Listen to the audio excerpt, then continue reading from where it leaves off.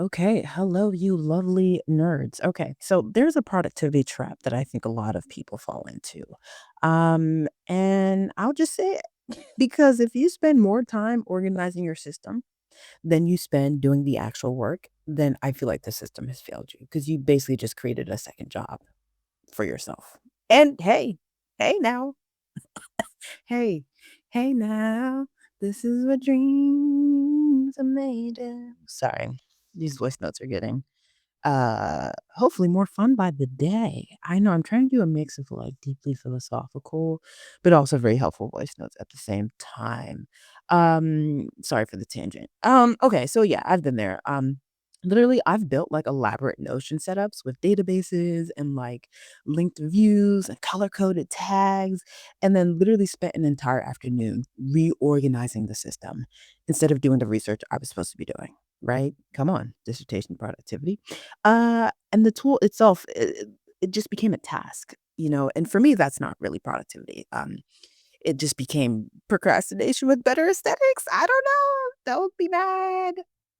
So, when people ask me about Notion versus Obsidian, my first answer typically is always, the right tool is the one that gets you out of your way, right? And lets you do the thinking. So today I just want to, yeah, actually talk about what that actually looks like in practice. Because I mean, obviously, I use both of these tools every single day for different reasons, and I understand the difference uh, that these tools can make, and the influence it has on the kind of work that I am basically able to do every single day. So let me start with the most important thing I can tell you about this comparison because I think most people are just gonna like miss it. Notion and Obsidian are not competing for the same job. That's how I see it. Hear me now. So, like, they are designed for fundamentally different contexts. And if you understand that distinction, you stop trying to pick one and start thinking about how to use both quite well, right? So, Notion is internet native. It is built around the assumption that you are working with other people, that you need access to your work from multiple devices, and that your workspace needs to be shareable. When you create something in Notion, it lives on Notion servers. That is not a bug. That is literally the product. Like you want to be able to sync and you want multi-user access and you want the ability to give a teammate a link to a specific page or a database, right? The fact that you can open it on your phone, on the way to a meeting, in your laptop, at your desk, all of that is only possible because the data lives in the cloud, right? Obsidian is the opposite. Like when you create a note in Obsidian, it saves a plain text file directly on your device. Nothing is uploaded, right? Nothing syncs to a company server unless you specifically pay for that optional feature. Um, your knowledge base lives on your machine in a format that any text editor or any device can open forever, regardless of whether Obsidian as a company still exists. Please continue to exist. I love Obsidian. The founder's amazing. And I believe the founder's also on Threads.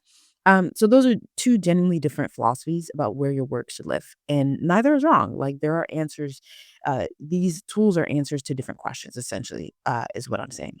So the question is not which tool is better. I think the question is what kind of work are you doing and where does it need to live? Okay. So yeah, I run multiple companies and I have team members who like need access to shared documents, project timelines, client information, operational systems. Like Notion is where all that lives. And it is genuinely an excellent tool for that use case, right? The multi-user access is seamless. I can give different people different levels of access to different parts of the workspace. Someone can have view access to a project timeline without being able to edit the underlying database. Like you can have a collaborator have full edit access to a shared document without seeing anything else in the workplace. Like the permission structure is granular enough to be useful without being so complicated that it takes like I don't know, like an IT department to manage, right? The syncing works the way that it is supposed to. Like, if I update something on my laptop, it is updated everywhere. So if a team member makes a change, I can see it. There is no version control nightmare, no emailing documents back and forth, no wondering, whether the file you're looking at is the most recent one. Notion also has AI capabilities built in now. And for business operations, that's probably genuinely really useful. So like, meeting note takers and drafting project briefs and pulling information from a database are all tasks where having AI assistance inside your project management system actually like saves real time. So just want to like acknowledge that.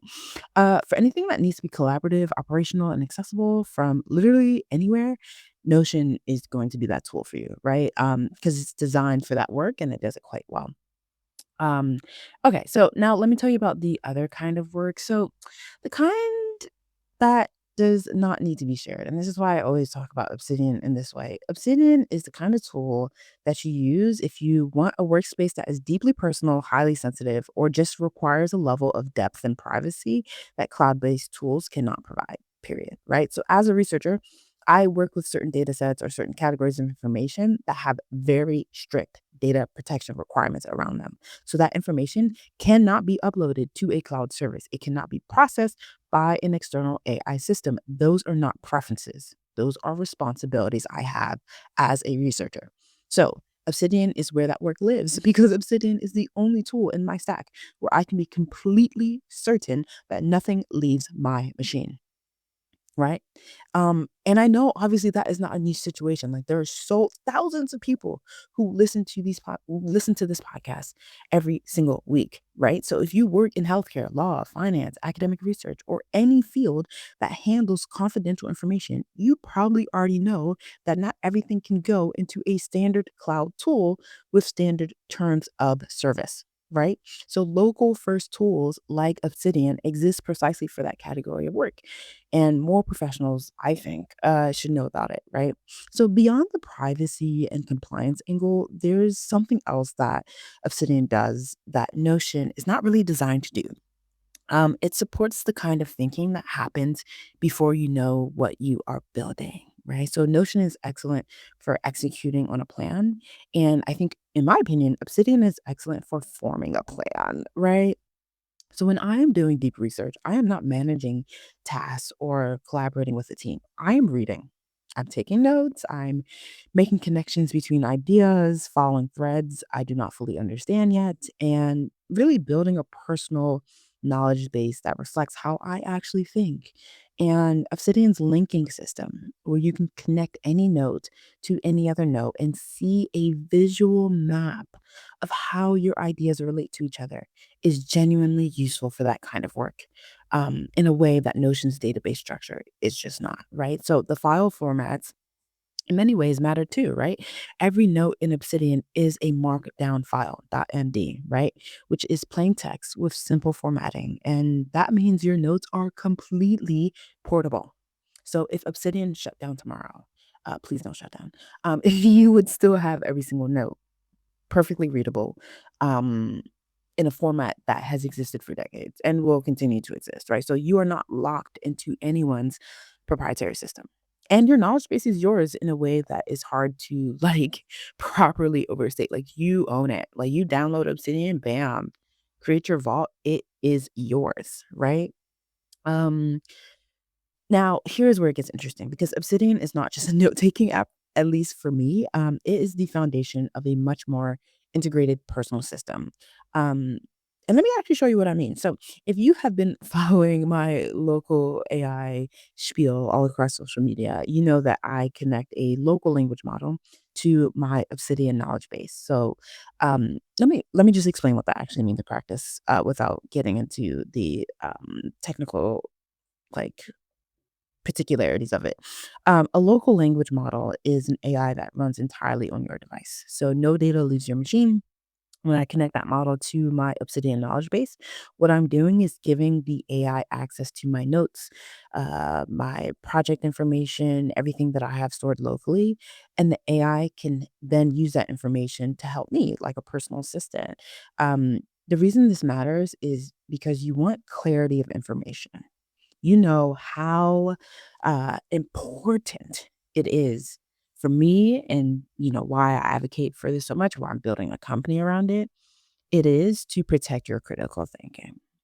It is so important to make sure that you are ruthlessly getting rid of anything that stops you from thinking clearly, anything that stops you from reclaiming your attention and your focus. Like that is one of the most valuable things we have, our ability to think and to engage deeply with the world around us and with information around us, right? So, um, oftentimes, it's really good to make sure that you're being proactive about protecting my space and time to do so. Okay, sorry, another tangent.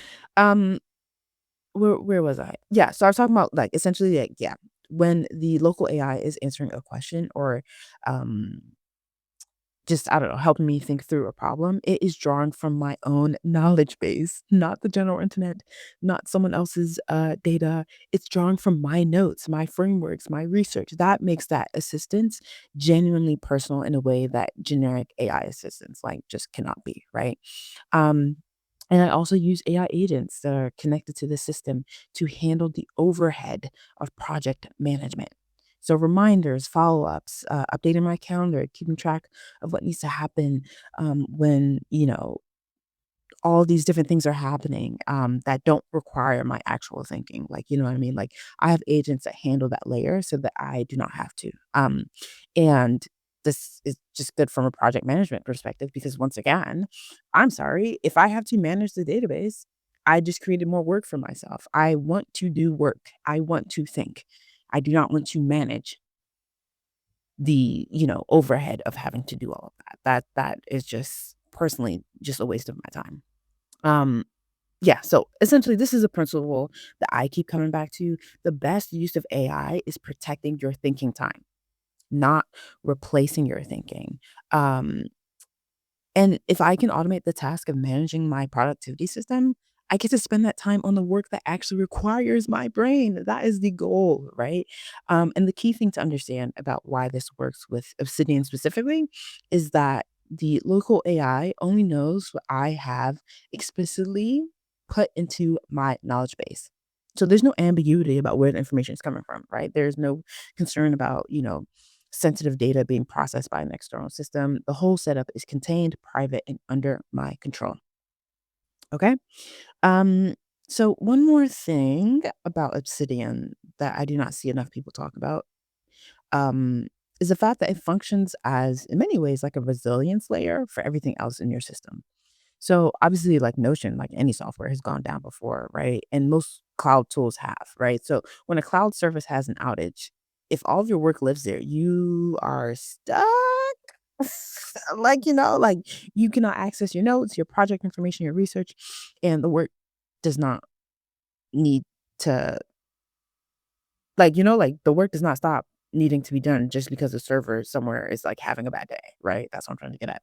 Um, Obsidian now actually has like a Notion importer plugin, I believe. That means you can export content from Notion and bring it into Obsidian where it lives locally on your device. So I use this as like a backup system because my most important thinking, my research, my notes, those all already live in Obsidian. But the operational business stuff lives in Notion, where obviously it needs to be collaborative and accessible.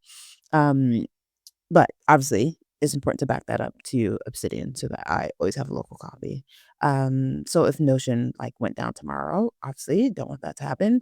I'd still have everything that matters most to me. And, I don't want to, you know, make anyone feel paranoid or anything like that. It's just good informational like data hygiene to make sure you have multiple backups, which I have made multiple YouTube videos about, by the way. Yeah. Remember the three copy rule, the archival principle. Um, okay. So, okay, let me close with the question I think is most important for everyone who's listening right now. It's not about which tool has more features or better design, in my opinion, but I think it's about which tool supports the kind of deep, independent thinking that, this whole show is actually about, right? So, Notion supports critical thinking in the context of execution, right? When you are taking a complex project from idea to completion, when you're managing multiple work streams, when you need to see how all the pieces of something connect at like an operational level, obviously, Notion helps you think clearly about structure and process, right? It externalizes the complexity of execution. So, like, your brain does not have to hold all of it at once, right? That is a real cognitive benefit, right? Um, Obsidian supports critical thinking in the context of formation when you are still figuring out what you think, when you are reading widely and taking notes and not yet sure which ideas are going to matter. We need to sit with uncertainty and let connections emerge over time. Obsidian is, in my opinion, the better environment, right? Like the linking system rewards that kind of associative, nonlinear thinking that produces original ideas. And the privacy of a fully local system means you can think honestly, without any ambient awareness that your notes might be read or processed by someone else's system. And that freedom matters for a lot of people. And I just want to acknowledge that. So this is the honest summary. Um, Notion is where I manage my work and my business.